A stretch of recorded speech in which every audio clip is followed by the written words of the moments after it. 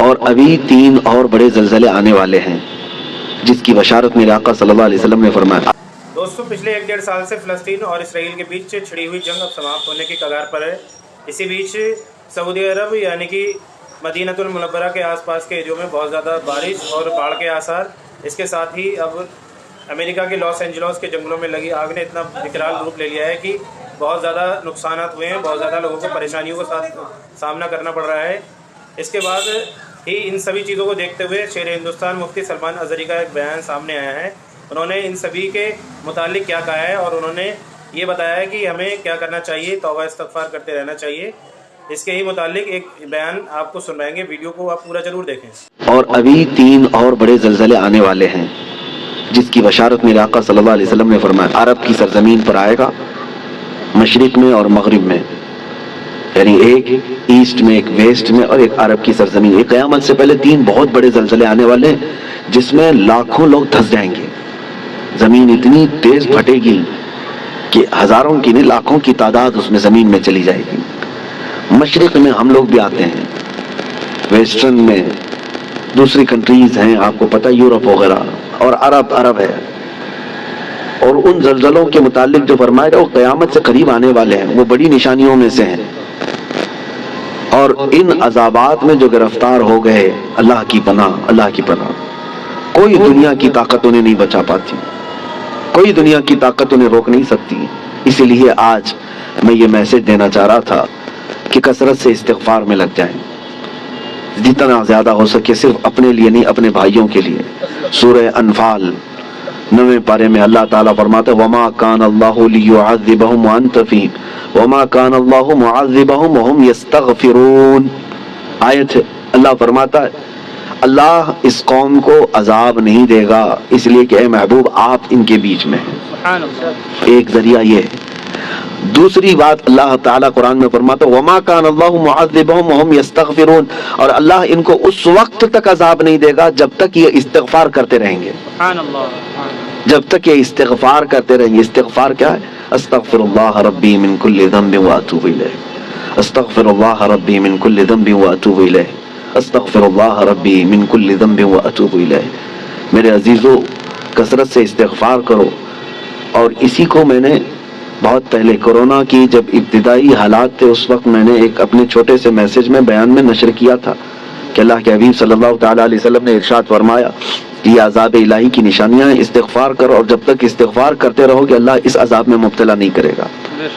آج کہیں کسی پڑوس کے گھر پر آگ لگی ہو تو اس کی چنگاریاں تمہارے گھر کو بھی جلا سکتی ہیں۔ یہ مت سمجھنا کہ ترکی ہل گیا، ملک شام ہل گیا، یہ تو ہم بہت دور بیٹھے ہیں، زمین تو سب کی جڑی ہوئی ہے، زمین ایک ہی ہے۔ اور ان زلزلوں کے ساتھ اللہ تعالیٰ پوری دنیا کو یہ عبرت دینا چاہتا ہے، اسی لیے توبہ و استغفار کے ذریعے سے اپنے اعمال کی طرف توجہ دیں۔ اور وہ جو ہزاروں لوگ دھس گئے ہیں زمینوں کے اندر ان کے لیے مغفرت کی دعا کریں۔ اور جو آج قسم پرسی کے عالم میں وہاں پر ہیں، بڑی بڑی عمارتیں جو ڈھہ گئی، بہت سارے لوگ بے گھر ہو چکے، ان کے مال مویشی سب ہلاک ہو چکے، ان کے لیے اپنے دل میں رقت پیدا کریں۔ وہ تمہارے بھائی ہیں، امت مصطفیٰ ہیں۔ نبی پاک صلی اللہ تعالیٰ علیہ وسلم نے یہی ارشاد فرمایا مومن وہی ہے کہ جو دوسرے مومن کی تکلیف پر تڑپ جائے۔ مثل المؤمن کمثل جسد اذا اشتكى عضو تداعى له سائر الجسد بالسهر والحمى۔ ایک مومن کی مثال میرے آقا فرماتے ہیں سارے جسم کی طرح ہے، ایک عضو کو بھی تکلیف ہوگی تو پورے جسم میں بخار آ جائے گا۔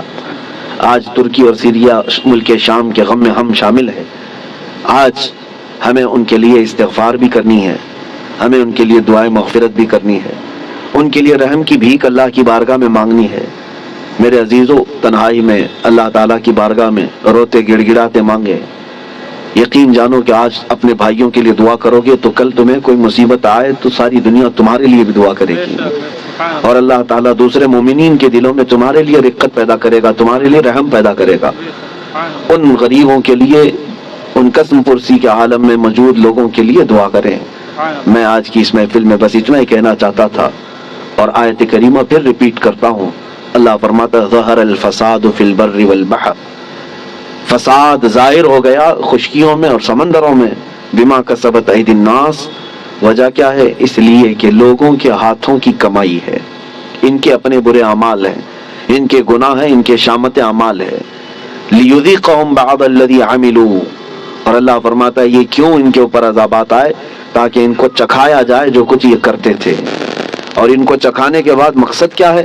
اللہ فرماتا ہے لعلہم یرجعون، تاکہ وہ دوبارہ لوٹ آئیں، تاکہ وہ اپنی پرانی حالتوں سے توبہ کر کے اچھی حالتوں کی طرف باز آ جائیں.